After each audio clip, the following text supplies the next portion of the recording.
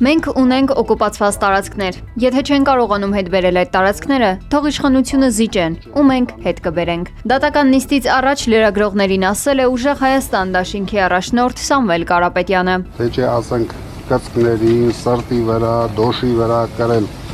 այդ քարտեզները, որի պատասխանը նույնիսկ իրենք չգիտեն։ Ես պատգամավորներին չեմ մեղադրում, իրենց հանձնարարել են, իրենք անում են։ Բայց լավ կլինի իրենք միանան մեզ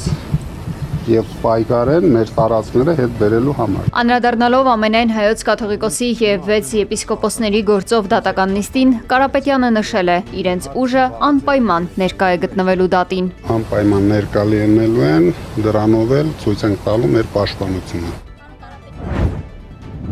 Վարչապետ Նիկոլ Փաշինյանի որոշմամբ Անդրանիկ Սիմոնյանը վերանշանակվել է ԱԱԾ տնօրենի պաշտոնում, մեկ այլ որոշմամբ Արամ Հակոբյանն ազատվել է ԱԱԾ տնօրենի տեղակալի պաշտոնից։ Իրենց պաշտոններում են վերանշանակվել նաև արտաքին հետախուզության ծառայության պետ Քրիստինե Գրիգորյանը եւ պետական պահպանության ծառայության պետ Արթուր Գասպարյանը։ Բաքվի բանտում ապօրինաբար պահվող Արցախի ազգային ժողովի նախկին նախագահ Դավիթ Իշխանյանը կրկին ուղերձ է հղել Բաքվի բանտից։ Նա նշել է, որ խաղաղության դատավարության հերթական փուլը կարելի է համարել ավարտված։ Վերաքննիչ դատարանը գնացել է խորհրդակցության, բայց բոլորի համար պարզ է, այդ վճիռը վաղուց կայացված է։ Մեր վերջին ելույթները շատ հետաքրքիր եւ յուրահատուկ էին, բավականին արժանի ելույթներ էին, նշել է Իշխանյանը։ Դեռևս հուլիսի 17-ին ես միջնորդություն էի ներկայացրել դատարանին, որպեսզի մեղադրող կողմը դատախազությունը հաշվի առնելով ներկա ստեղծված իրավիճակը հայցը հետ վերցնի եւ քրեական գործը կարճվի, այս քրեական հետապնդում կոչվածը դադարեցվի։ Տեղի վրա մերժվել է։ Ես բնականաբար ներկայացի, որ պետք է այդ երիտասարդ կազմը, որ ներկա է խորհրդակցեն իրենց վերադասնել իրենց վերադասի, սակայն տեղի վրա մերժվեց։ Ամսի 31-ին մեր վերջին նիստի ժամանակ վերջի խոսքում ես խոսքս ուղղեցի դատավորին եւ խնդրեցի առաջարկ ներկայացրի դատավորին, որպեսզի իմ այդ միջնորդության բովանդակությամբ առաջարկ ներկայացնելով, պահը օգտագործելով այդ իմ առաջարկի հնարավորությունը օգտագործելով, որպեսզի դատավորական կոլեգիան խորհրդակցի ում հետ որ անհրաժեշտ է, ովքեր որ որոշում են կայացնում, եւ հաշվի առնելով երկու երկրների, երկու ժողովուրդների միջև ստեղծված նուրբ քաղաքական իրավիճակը, արտաքին քաղաքական դերակատարների դերը եւ որպես ապագայի միտված ներդրում այս քրեական հետապնդումը դադարեցնեն եւ գործը կարճեն։ Այս հայտարարությանը զուգահեռ ադրբեջանական լրատվամիջոցները տարածել են տեղեկություն, որ Բաքվի վերաքննիչ դատարանը չի փոխել Արցախի նախկին ռազմաքաղաքական ղեկավարների դատավճիռը, որոնք դատապարտվել էին մինչև ցմահ ազատազրկման։ Բարև ձեզ հարգելի գործընկերներ, այսօր տեղի ունենում նոր ձևավորված կառավարության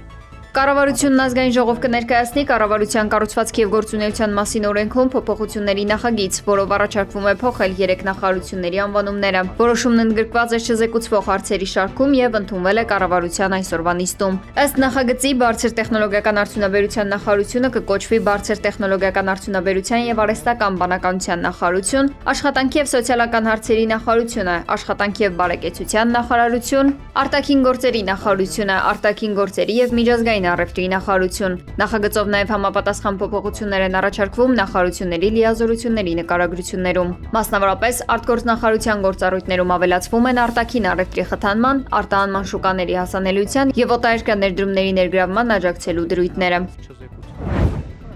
Արմավիրի մարզի Սարդարապատ բնակավայրի ճանապարհին գտնվող բենզալցակայանն այժմ ամբողջությամբ հոսանքազրկված է։ Այսօր կեսօրին որոտացած պայթյունից հետո նախնական տվյալներով պայթյունը տեղի է ունեցել Ստորգետնյա վառելիքի պահեստարանում, ինչի հետևանքով տարբեր աստիճանի վնասվածքներ էին ստացել մեկ աշխատակից եւ մեկ հաճախորդ։ Տուժածները տեղափոխվել են բժշկական կենտրոն, նրանց կյանքին վտանգ չի սպառնում։ Թեև փրկարարական ջոկատները մեկուսացրել են վտանգը, սակայն միջադեպը հերթական անգամ վեր է հանում լցակայանների անվտանգության համակարգերի խնդրահարույց вичака. Ну, на самом деле,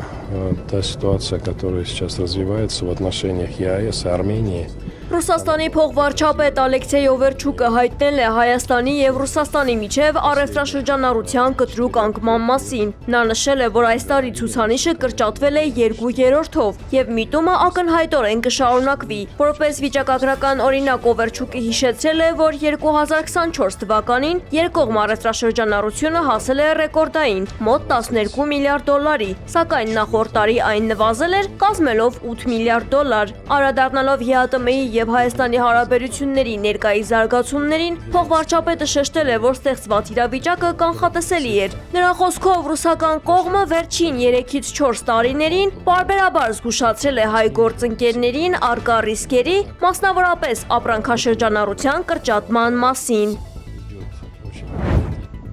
ԵԱՏՄ անդամ երկրների կառավարությունների ղեկավարները ժամանել են Ղրղըզստան, մասնակցելու Եվրասիական միջկառավարական խորհրդի հերթական նիստին։ Նիկոլ Փաշինյանն արդեն մասնակցել է արարողակարգային լուսանկարահանմանը, որից անմիջապես հետո մեկնարկել են նեղ կազմով քննարկումները։ Օրակարգային հիմնական հարցերի շուրջ երկխոսությունը կշարունակվի վաղը, արդեն ընդլայնված կազմով հանդիպման շրջանակներում։ Հատկանշական է, որ Հայաստանի վարչապետը Ղրղըզստան է մեկնել ոչ թե կառավարական օդանավով, այլ Fly1 ընկերության ինքնաթիռով։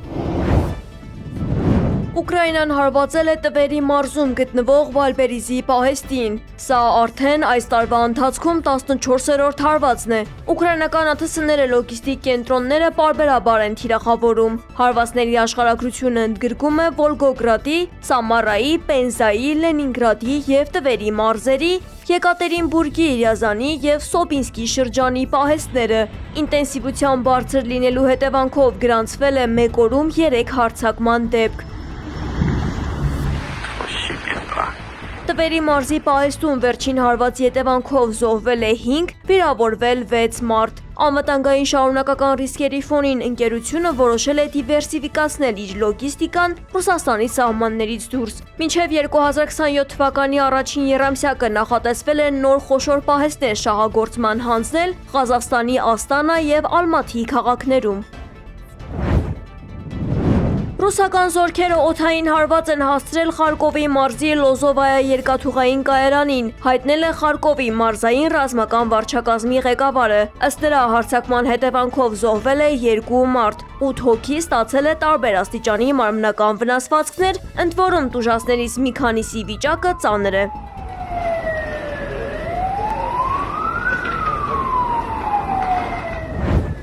Իսրայելի կառավարության անփոփոխ նպատակը խաղաղության ջանքերը տապալելն ու պաղեստինցիներին Գազայից վտարելն է, հայտարարել է Թուրքիայի արտգործնախարար Հաքան Ֆիդանը։ Ըստ նրա, Իսրայելը ձգտում է Գազան վերածել այնպիսի տարածքի, որտեղ պաղեստինցիները այլևս չեն լինի եւ չեն կարողանա ապրել։ Նեթանյահուն չի հաջողի այս քաղաքականության մեջ։ Գազայի բնակիչները շարունակելու են ապրել այնտեղ եւ կառուցել իրենց ապագան, շեշտել է Ֆիդանը։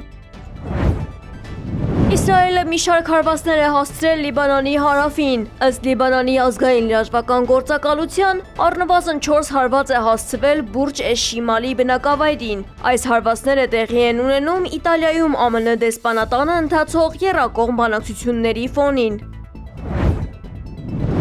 Իրանի իշխանությունները Պարսիցծոցի երկրներին զգուշացրել են, որ պատասխան հարվածներ կհասցնեն նրանց տարածքների էներգետիկ օբյեկտներին, եթե ԱՄՆ-ն հարձակվի Իսլամական Հանրապետության վրա։ Հղումանելով Պարսիցծոցի երկրների աղբյուրներին հաղորդել է Reuters գործակալությունը։ Գործակալության տվյալներով նման քայլերն ուղղված են ԱՄՆ-ի վրա նրանց դաշնակիցների միջոցով լրացուցիչ ճնշում գործադրելուն, հակամարտության խաղաղ կարգավորման շուրջ Իրանի համար ընդունելի համաձայնության գալու նպատակով։ Ավելի վաղ ԱՄՆ նախագահ Դոնալդ Թրամփը հայտարարել էր, որ Վաշինգտոնը շարունակում է խորհրդակցությունները Թեհրանի հետ եւ ակնկալում շուտապույտ համաձայնության ձեռքբերում։